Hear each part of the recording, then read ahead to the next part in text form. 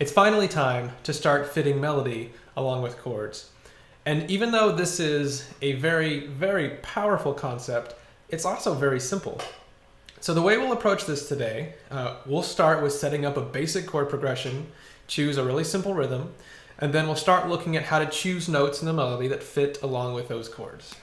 So as far as our chord progression, we'll keep it as simple as we can. We'll be in the key of C major, and we'll do a 1-2 progression. That means we're playing a C chord, then a D chord.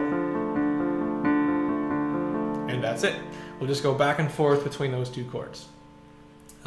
As far as rhythm, without getting into the details of how rhythm works, we'll just do this 1, 2, 3 pattern, which is what I just played. 1, 2, 3, 1, 2, 3. And we'll take each chord and play through that pattern 4 times. And that's it. And when we start choosing melody notes to fit along with this, we'll just play that note along with the first note in this pattern. So we'll be picking a note and then playing it like this. 1, 1, 1. Each chord. There's a bug. Okay. So that's our basic setup. Now we just need to look at how to choose notes in the melody that fit with the chords. And on the most basic level, it breaks down into 2 categories. We can choose what's called a chord tone or a non-chord tone. So we'll start with the chord tones because that's a good bit simpler. It's kind of self-explanatory. If you play a chord tone along with a chord, that means you're playing one of the notes that are already in the chord. For example, if I'm playing a C chord and I choose to play a chord tone, I could play the note E. That actually belongs to the chord. I could play a G or a C. And those notes will fit very, very well, obviously, because they're already in the chord. So there's no dissonance or tension there. They're very comfortable, they blend perfectly. And with only that, if that's all you could do, you can actually do a lot of really cool melodies with just that one concept. So, for example, let's say I'm playing the C chord. I could choose to play an E. It'll fit with it. That's a chord tone. Then when I move into the D chord, I'll shift into playing an F because that F is one of the chord tones in my D chord. So here's that. All I'm doing is just matching chord tones to each chord.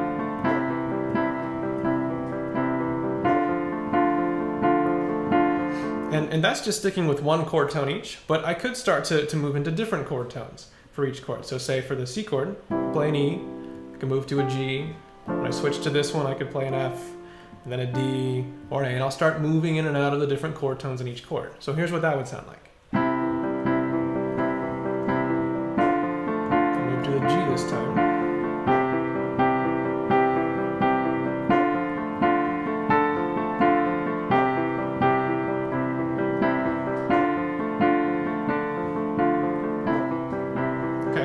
And that's just sticking in this octave, but I could move up here and play those same notes in a higher octave. I could really play them anywhere I wanted to on the keys. So I could start out here.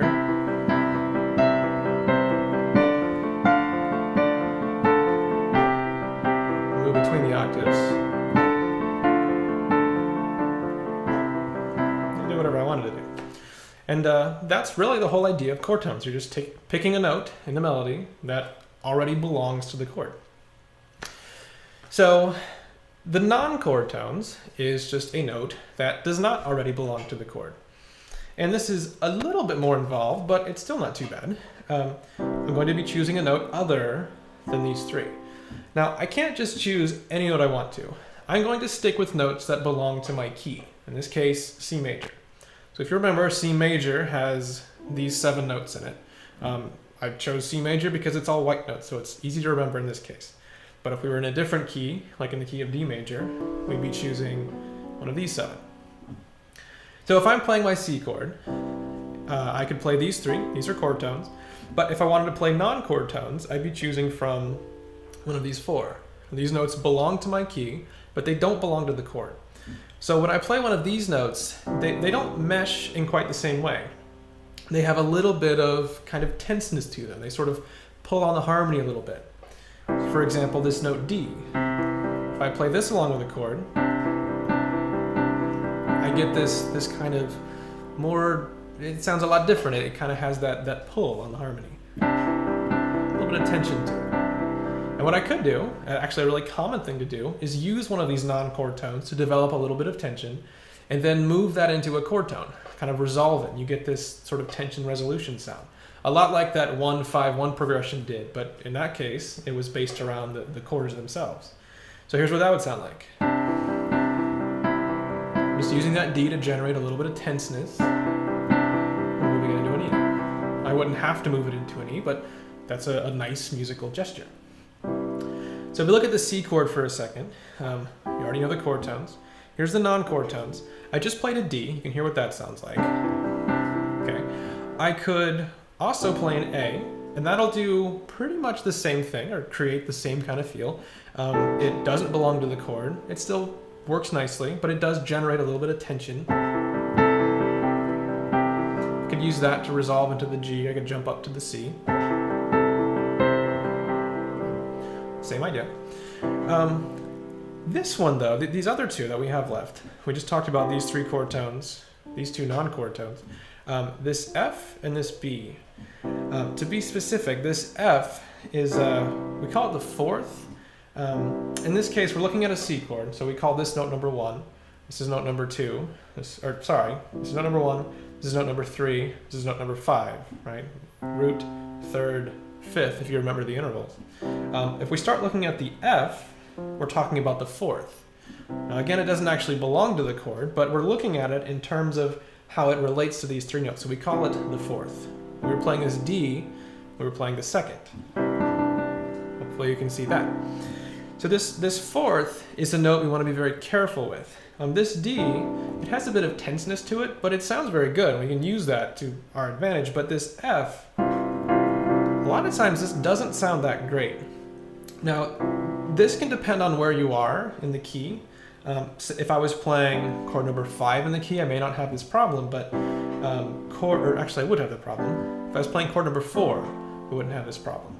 But if I'm playing chord number 1 and I try to do this 4th, this note is right next to the 3rd of the chord, and it creates this kind of harsh sound.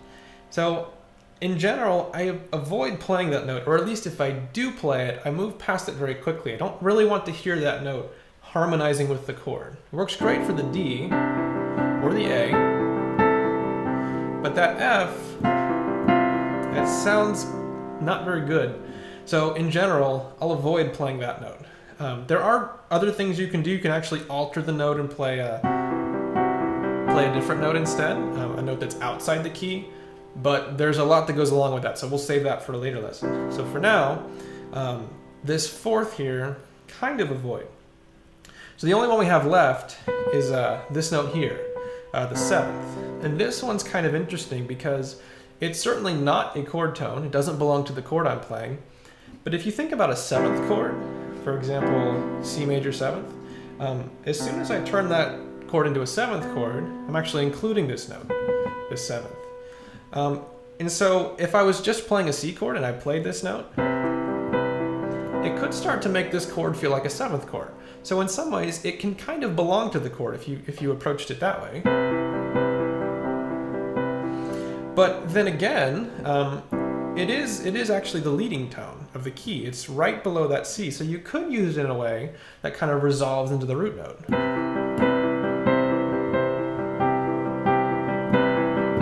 So you can get a little bit of tension from it. So it kind of depends on how you approach that note.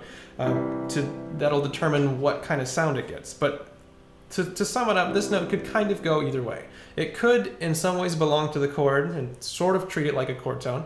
But in other cases, maybe it doesn't. It really just depends on how you use it. So we'll leave the chord progression alone for a second. Let's say I just play the C chord. I could start by playing one of the chord tones, move to a non-chord tone, resolve it back. I can generate that tension that way. Same with this one. I can use that 7, the note number 7, as a tension note, or as kind of a chord tone.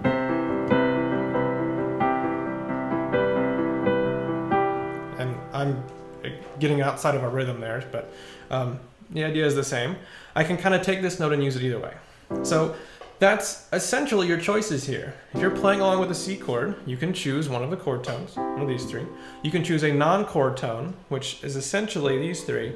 And this one is one that you could use, but you want to be very, very careful with. It does not harmonize with the chord well. Now, if I switch to my D chord, my chord tones become these three notes. I'm still choosing from the notes in this key. I still have these 7 notes to choose from. But in this case, everything's kind of changed now. This C is no longer a chord tone like it was with the C chord. Now it's a non-chord tone. Same with this D. You would refer to this as the second of this chord. Now we're kind of changing our focus to the D chord. So now we're going to call this note the root or the 1. This is the 3. This is the 5. And this becomes our 2. This becomes our 4, etc. Now in this case, since we're playing a minor chord, we don't have that issue with note number 4 clashing with the third. So in this case, it's not right next to. It's actually a whole step away. So you can play the 4th, and it works just like a normal non-chord tone. It generates a little bit of tension. As far as the others, that covers the 3 chord tones. These 2 work as non-chord tones, the 2 and the 4. Same with the 6. That one works just fine. And for the 7th, in this case, it's not a half step lower than our root note like it was with the C chord. Like in this case, that B was right underneath the C. So it had a pretty strong pull into that C. But in this case, we don't really have that happening. This C is not just a half step below our D, or the root of our chord. So we don't get quite as strong of that tension resolve sound. So this one works more like a chord tone. Since if we turn this into a 7th chord, it would be this note. So a lot of times playing that 7 along with this chord, it kind of just extends our harmony a little bit. Okay, so I think that's enough of that for now. So what we're left with, we have our chord progression moving from C to D. I can start by playing notes that fit along with the C chord. I can either choose a chord tone or a non-chord tone, which would be these 3. When I move into the D chord, my chord tones become these 3, or I can choose one of these 4 as a non-chord tone. Although remember, this last one can kind of work as a chord tone too. Just depends on how you use it. So here's an example of playing a melody in that progression. I'll start the same way I did before. Here's the E and then the F, and then I'll start to move around a little bit. Just chord tone so far.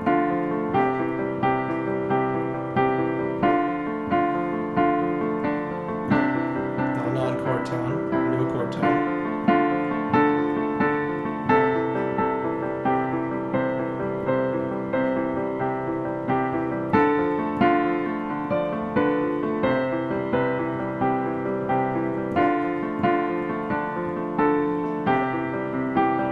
Now, I know I'm abusing the melody or the rhythm a little bit, but same idea. I think I'll leave it at that for now. So next lesson we'll spend a lot more time looking at some of the nuances of this, but this is the essential concept. You can play a chord tone, a note that belongs to the chord, or you can play a non-chord tone. As long as it stays within the key, you can use one of those, but you do have to be a little bit conscious of how it's going to interact with that chord. And in general, when you're writing a melody, you tend to play those 2 off of each other. The chord tones have this sense of resolve and this sense of sort of comfort, and the non-chord tones have a little bit of tension to them, and you kind of use those 2 and move back and forth. So that's it for today. Leave me any questions or comments you have, and I will try to address them in the next lesson, and we'll spend a little bit more time with this and probably get into some more complex chord progressions. So thanks very much, and I'll see you next time.